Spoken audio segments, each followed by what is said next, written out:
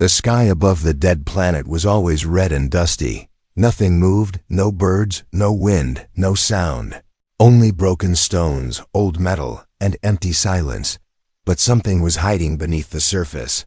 Waiting for a very long time, Vexa was the youngest of the alien research team. Her eyes were bright blue, and her mind was full of questions.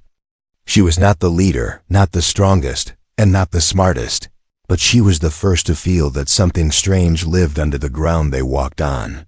Their team came from the Zalari Federation, known for studying forgotten worlds. This planet had no name now, only a number X97.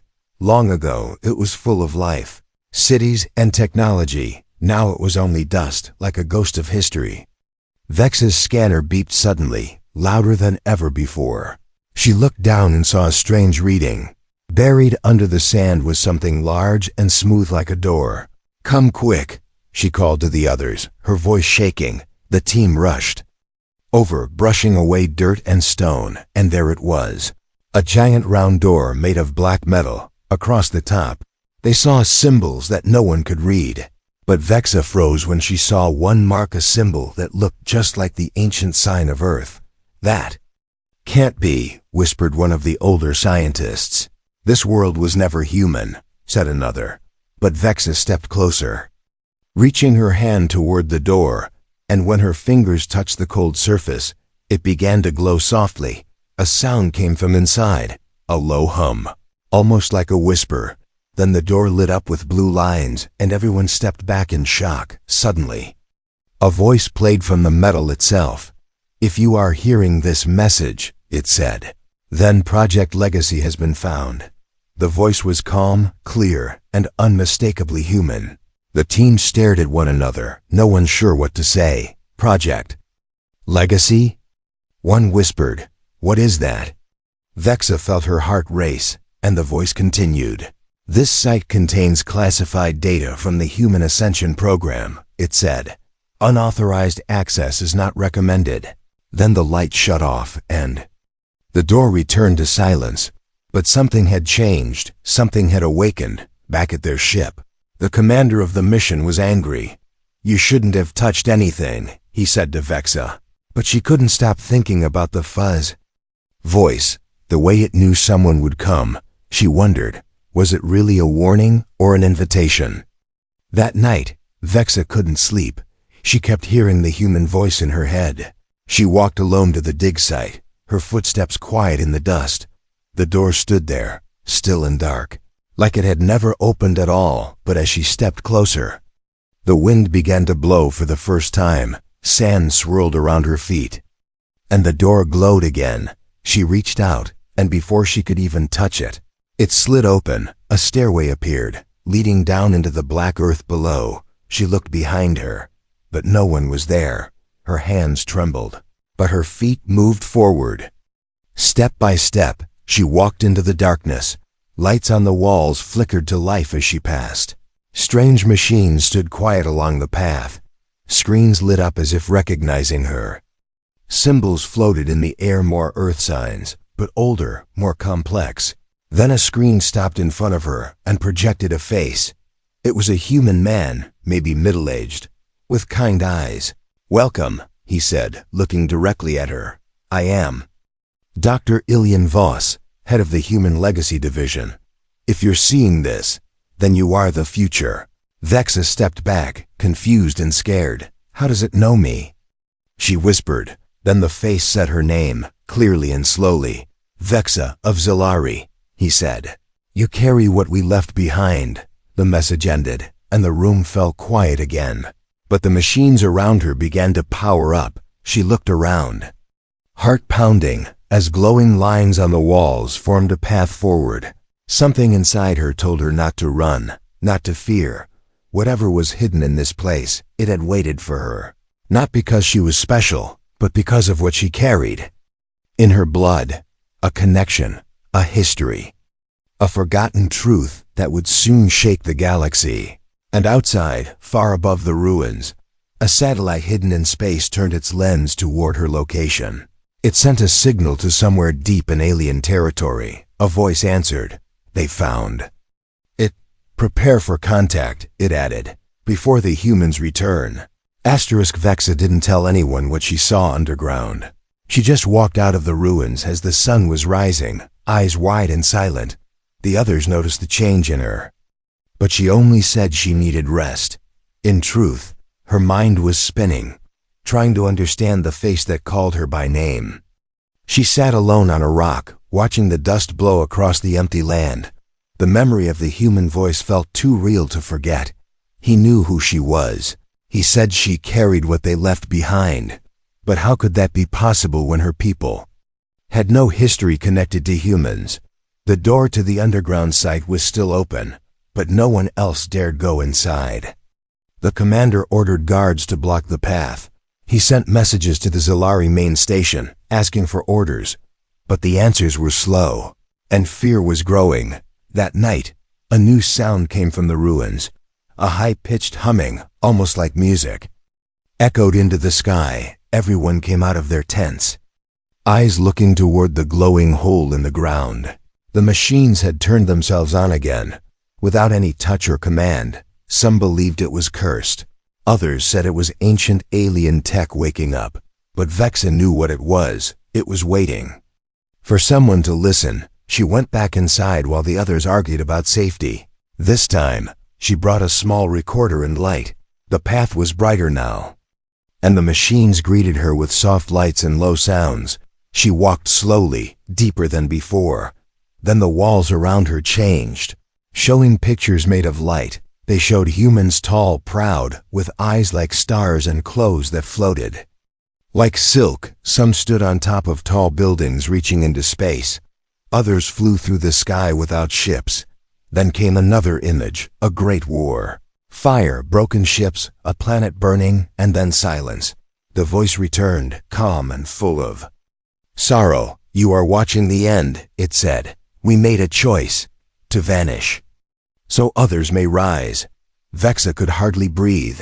Were they saying humans didn't die? They chose to disappear. The next room opened with a slow hiss. Inside was a glowing stone, floating in the air. She stepped toward it, hand shaking, and the moment her fingers brushed the light, she saw visions, not dreams, but memory cities filled with humans. Children playing under floating trees, stars being pulled closer with machines, planets being created like toys. Then the last vision, a group of humans placing their hands on alien children, whispers, warmth, and light flowing from one being to another. And she saw herself, not in the past, but in the memory. One of those children looked exactly like her. Same blue skin, same eyes, same mark on the neck. The stone dropped suddenly into her hands and became cold. It had finished its message. She turned to leave, only to find someone standing in the doorway. He wasn't from her team. He wore a long black cloak, and his face was hidden behind a helmet. Step away from the memory stone, he said with a sharp voice. This site is under silence order from the Council of Shadows. She didn't know who he was, but he looked dangerous. Who are you? She asked, keeping her voice strong. The real question, he said, is who are you? Before she could answer, he raised a device that sent a pulse of light, knocking her backward. She hit the ground hard, gripping the stone tightly. Then the lights flickered, and the hologram of Dr. Vos returned. Unauthorized threat detected, it said calmly. Defense mode active. Suddenly, beams of light shot from the walls, hitting the intruder and sending him flying into the hallway. The machines closed the door between them, locking Vexa inside with the glowing walls and strange air. She stood up slowly, heart racing, stone still warm in her hands, and she realized something deep in her bones. She was not just a visitor here. She was a part of whatever this place was. And now, the ones who tried to bury the truth were coming. Above ground, the team heard the explosion and ran toward the ruins, but the commander stopped when he saw the sky. A ship had arrived in orbit, silent, black, with no known markings. It didn't ask for permission to land, it just hovered there, watching, inside the ruins. The hologram flickered again. You have activated the first sequence, it said. To Vexa, More will come for you now. Remember who you are." Vexa stared at the machines, her grip on the memory stone tighter than ever, and without speaking a word, she understood what she had to do next. The stars outside the ship blinked like cold eyes. Ellen sat in the dark corner of the control room, staring at the map burned into her memory. 3 words kept circling in her mind like a storm. The last key she hadn't told the new crew about what happened beneath the moon base. They wouldn't believe her. No one ever did. After Kalen vanished, the agency had quietly replaced him and sent her on a new mission. They didn't want questions, they just wanted results now. She was heading toward a system no one had visited in over 10,000 years. A system marked forbiddance on every star chart. But she had no choice. The memory, the vision was too real. And it hadn't left her alone since, as the ship approached the edge of the forbidden zone. Lights on the dashboard began to flicker. Communications dropped to static, and even the AI refused to speak. One of the pilots joked nervously, "It's like the ship doesn't want to go there." Ellen didn't laugh. She felt it too. The pressure in the air, the weight in her chest. The feeling that something was watching them from just beyond the stars. They passed through a dark nebula, and on the other side floated a small planet. Dead and silent, no atmosphere, no cities, no signs of life. But it wasn't empty. At its center stood a single building, black, tall, and older than anything built by human hands. They landed without speaking. Even the crew who didn't believe in ghosts stayed close to Ellen as they stepped onto the surface. The structure looked like a temple, but there were no doors, no windows, only a single stone platform at its base. Ellen walked up to it slowly, feeling the same strange pull she had felt under the moon base. She touched the stone, and instantly, a wave of light passed through the building. It opened not with noise, but with a soft breath, like it had been sleeping and had just awakened. Inside was darkness thicker than space. The crew stayed behind, afraid. Ellen entered alone, holding a light that barely cut through the black. She walked for what felt like hours, until she reached a small chamber filled with floating dust. At the center stood a tall figure, unmoving and silent. It wasn't alive, not yet. It wore armor unlike anything she had ever seen, golden, with symbols glowing faintly. Then it moved, its head turned toward her, slowly, and a voice came from deep within its chest. "You are late," it said. Ellen stepped back, shocked. "You're human," she whispered. "No," the figure replied. "I was once, before the fall." He called himself Varric, a soldier from the first human empire, the one erased from history. He told her of a time when humans ruled not just Earth, but hundreds of systems, when Earth was not a home, but a capital, when humanity fell not to aliens, but to itself, and before they fell, they hid the truth, scattered it across space, and erased every memory of what they had been. "You are the last of the line," Varric said, bowing slightly. "The line?" she asked. "The blood of the first commander flows in you." He said, "Your memories will return, but you must be ready." Before she could speak again, the walls around them began to shake. Red lights blinked from the corners of the chamber. "They found us," Varric said, turning to the shadows. "Who?" Ellen asked, heart pounding. "The ones who survived the fall and want no return." He handed her a device, a small cube that hummed in her palm. "This is a key," he said. "The first of 3. She looked down at the cube, then back at him. "But I don't know what to do," she said. "You will," he answered, and with those words, he faded into mist as if he had only been a memory made solid. Ellen ran back through the corridors. As the structure began to collapse, she made it out just in time, gasping for breath as the temple crumbled into itself. The crew pulled her into the ship, confused and terrified. "What happened?" they asked. She looked at them with eyes that saw more than they should. "We need to leave now," she said.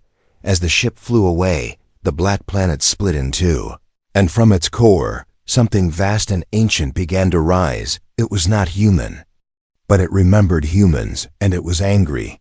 Ellen held the cube tightly, knowing she had only just begun. The key was only the first step, and the war. The war was not over, not yet. Asterisk, the sky above the ship turned black, not space black, but something deeper, like all the light had been swallowed. The crew stared out the windows in silence. No one spoke, no one could. It felt like they were being watched by a presence that didn't belong to any world. Ellen stood at the front, clutching the glowing cube Varric had given her. It pulsed in her hand, slow and steady, as if it had a heartbeat. She didn't know what it was made of, or how. It worked, but every time it pulsed, memories that weren't hers flickered in her head. A giant ship crashing into a burning city, soldiers screaming her name, someone crying, "Commander, please come back." They flew away from the collapsing planet, but they weren't alone. Something followed, just out of range. Invisible to sensors, but too heavy to ignore. It wasn't a ship, not exactly. It was more like a shadow made of metal, silence, and hate. "We have to land somewhere," the pilot said, voice tight with fear. Ellen didn't argue. She gave them the coordinates that had appeared inside her. Head the moment the cube touched her skin. A system far away, filled with red dust and broken satellites. It was dead, ruined, and perfect when they landed. The place looked abandoned, but the ruins didn't look alien. They looked human, old human, like they had been built before language itself. Tall stone towers half buried in sand. Statues of human faces weathered by centuries of wind. One of them looked like her. Ellen moved through the ruins alone. The cube in her hand glowed brighter with each step. Then it let out a sudden pulse sharp. Fast and angry, she turned around, expecting danger. But what she saw made her freeze. A small girl stood in the dust. Barefoot, eyes glowing faintly blue. She looked about 10 years old. Wearing rags and covered in red dust, but when she opened her mouth, she spoke in the first language. "Are you my mother?" Ellen didn't know what to say. The girl walked closer and touched the cube, and it responded to her glowing gold and warm. "She remembers you," the girl said. "She's been waiting." "Who's been waiting?" Ellen asked softly. The girl looked up at the ruined towers, then pointed to the sky. "The eyes," she whispered. "They're always watching." Suddenly, the ground shook, and one of the towers began to crumble. Ellen grabbed the girl's hand and ran. From beneath the ruins, a large machine rose, four-legged, spider-like, and covered in symbols from the fallen empire. But this one was not friendly. It let out a screech that made the crew scream in pain. Ellen shoved the girl behind her and held the cube high. The machine stopped, twitching, confused. Then it spoke in a broken voice. "Unit identified." "Commander." Ellen didn't understand, but she took a chance. She stepped forward and said in the language she barely remembered, "Stand down." The machine folded its legs and lowered its head. Then it opened, revealing something hidden. Inside, another cube, this one cracked and dark. The moment Ellen touched it, her vision exploded, images of war, betrayal, fire and space, and herself crying beside a friend's body. A name echoed in her mind, Lyra. The girl's name was Lyra. Ellen dropped to one knee, shaking. The child walked up beside her and whispered, "You promised you'd come back for me." Ellen stared at her, her voice barely a breath. "I think I did." The ground around them shifted again, but this time it wasn't from machines. Dozens of small lights began rising from the sand eyes. Cameras, drones, watching silently. Then a message appeared in the air, written in glowing letters only Ellen could read. "Do not continue." The rest of the crew saw nothing, but they could feel something wrong. "What's happening?" One of them shouted. Ellen stood, holding both cubes now. She looked around at the ruins, the girl, the machines, and the message. Then she looked at the sky, where a new star had just appeared, red and pulsing. "Not a star, a warning. We're being hunted," Ellen said, her voice calm but cold. "By who?" the captain asked. She turned to him with tired eyes. "By the ones who buried us." She looked at Lyra and gave her a gentle nod. "We have to go to the next site," she said. "It's where the truth is buried." The girl smiled softly. like she'd been waiting to hear those words for a long time, and somewhere above them, the shadow moved again, closer this time, hungry. The ship's engines refused to start, no errors, no warning lights, just silence. It was like the ship itself knew where they were going and didn't want to take them. Ellen stood at the control panel, holding the 2 cubes in her hands, the child. Lyra sat beside her, humming a tune that made the lights flicker every time she hit a certain note. "We have to go now," Ellen said quietly. Lyra tilted her head, then reached out and touched the console. The screen lit up instantly, and the engines roared to life. Ellen didn't ask how she did that. Some part of her already knew the answer. They were heading toward a planet not listed on any map. It had no name, no signal, and no orbit. It just floated, forgotten, as if reality itself had turned its back on it. But the moment they got close, the cubes began to glow red hot. Girl whispered, "This is where they put the blood." No one on the ship understood what she meant, not even Ellen.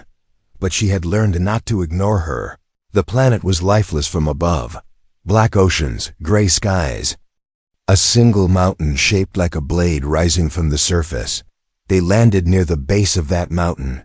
The air outside felt too still, too clean, like it had never been touched by wind. Ellen stepped out with the girl and 2 guards.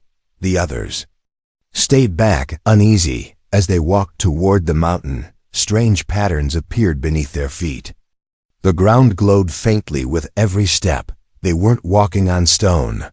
They were walking on something older, metal, maybe even alive. Halfway up the slope, a large crack opened in the ground. They stopped, waiting. From the darkness below, a smooth golden object floated out and hovered before Ellen.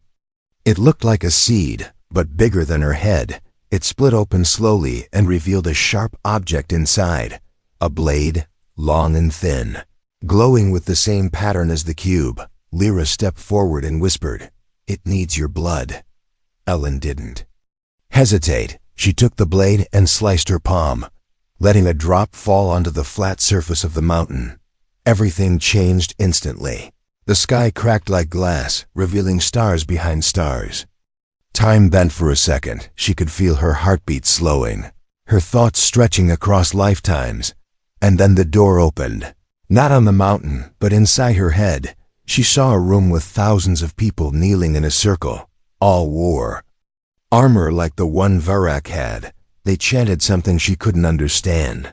Then they looked up at her, all of them, and they said one word.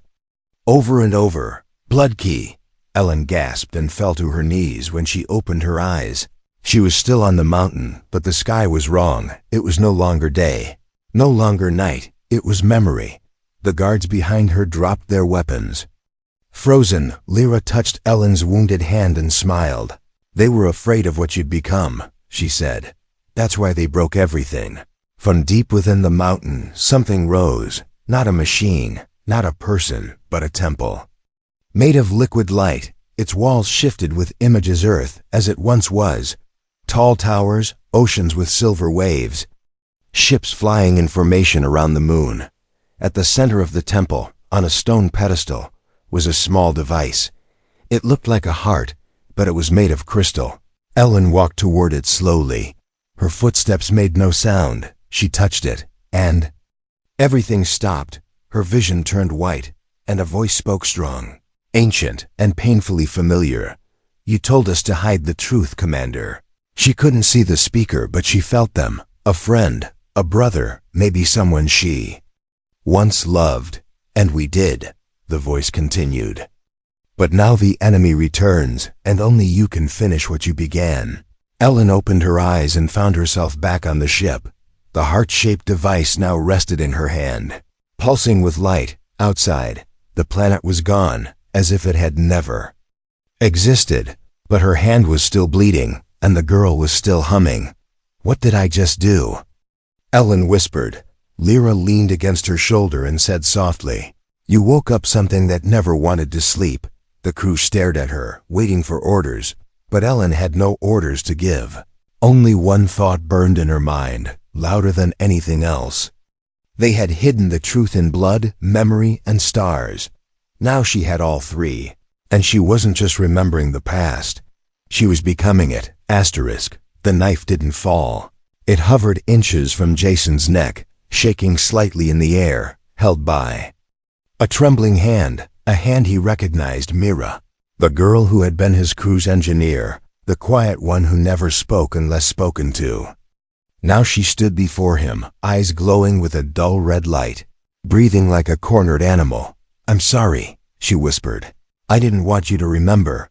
Jason didn't move. Behind her, Vela raised her weapon slowly, but Jason gave a small shake of his head. He needed answers, not blood. "Who are you really?" he asked calmly, the blade lowered, just a bit. "I was sent to stop this," Mira said, her voice cracking. "To keep the flame buried." She took a shaky step back and dropped the knife.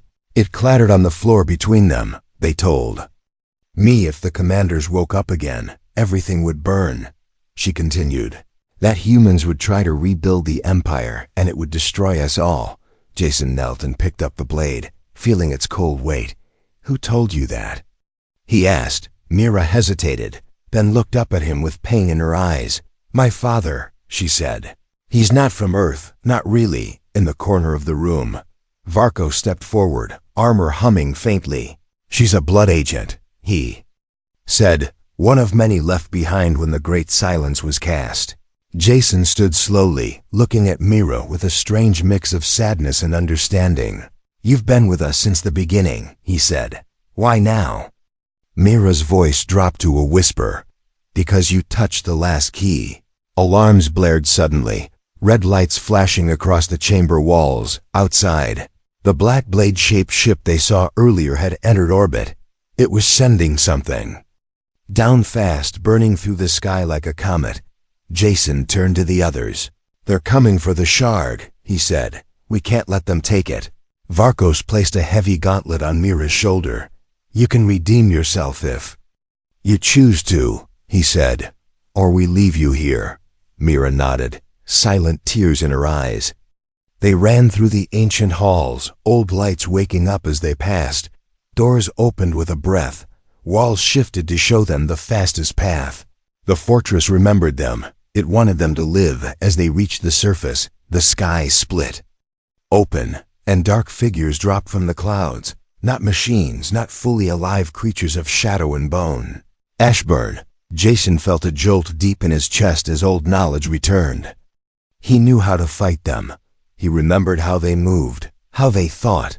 Because he had designed their prison, long ago, Varkos roared, charging forward with blade in hand.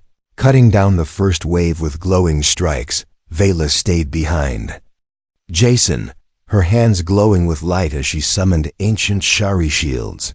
Mira stood frozen for a second, then screamed and ran into the fight. Jason smiled faintly and followed. The battle was fast, brutal, and quiet. The Ashburn did not scream or bleed.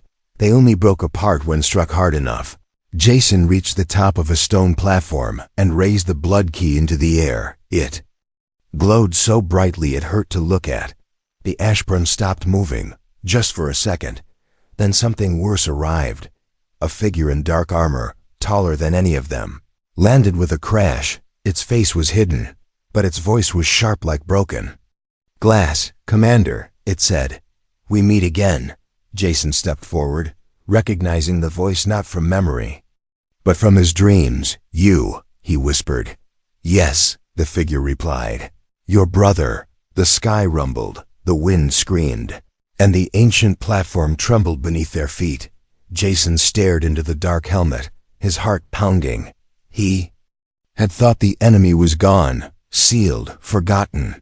But his own blood had betrayed him once, long ago, and now it had returned. The stars above them stopped blinking, not because the sky had changed, but because time itself had paused. Jason faced the armored figure, the one who had once been his brother.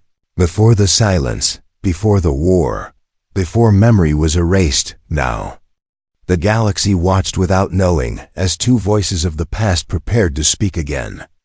"Or fight. You should have stayed forgotten," the armored brother growled, his voice echoing like thunder trapped in metal. Jason didn't flinch. You were the one who betrayed the throne, he said calmly.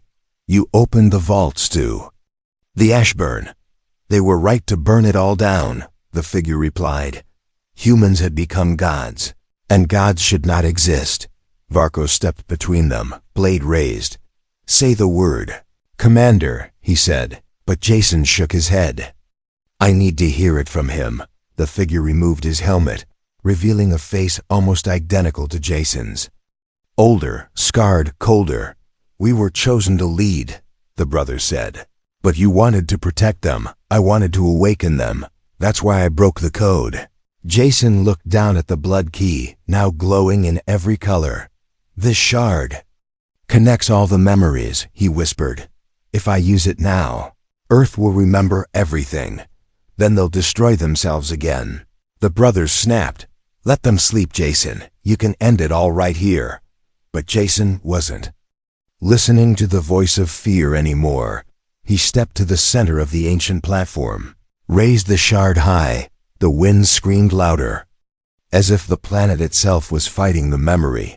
But he pressed the shard into the core, and the galaxy held its breath, far above. Earth's orbit filled with light. Old satellites long thought dead, turned on all at once, buried temples under. The oceans began to rise. Children on distant colonies began to speak words they'd never learned. Dreams returned to those who had never dreamed before. In a control room deep beneath Earth, alarms exploded in every direction. The Prime Council watched in silence as unknown signals spread like wildfire across every system. A single word repeated in every language known and unknown. Awaken, on. The battlefield, Jason fell to his knees, overwhelmed. The shard had not only shared memories, it had returned power, real power. His veins burned with old energy. His mind split across time and space. He saw himself in 10 lives, 10 forms, 10 worlds. He was the commander again. Varkos dropped his blade and knelt. Vela followed, whispering. The flame returns. Even Mira bowed, her red glow fading as the traitor programming inside her vanished. The only one who remained standing was the brother, and his eyes were full of something Jason hadn't expected. Tears. You did it, the brother whispered. You really brought it all back. Jason stood slowly, walked to him. I didn't bring it back to rule, he said. I brought it back so we could choose again. He reached out his hand, and after a long pause, his brother took it. The sky cleared. The stars blinked once more, and Earth, for the first time in 10,000 years, remembered who it was, not just a world, but the beginning. Ships rose from the oceans, carrying flags no one had seen in ages. Humans across the galaxy stood taller, walked stronger. The silence was over. The past had returned, and with it hope. Jason looked up, the wind brushing across his face. Didn't know what would come next, but he knew one thing: humanity was ready, and this time they would not forget.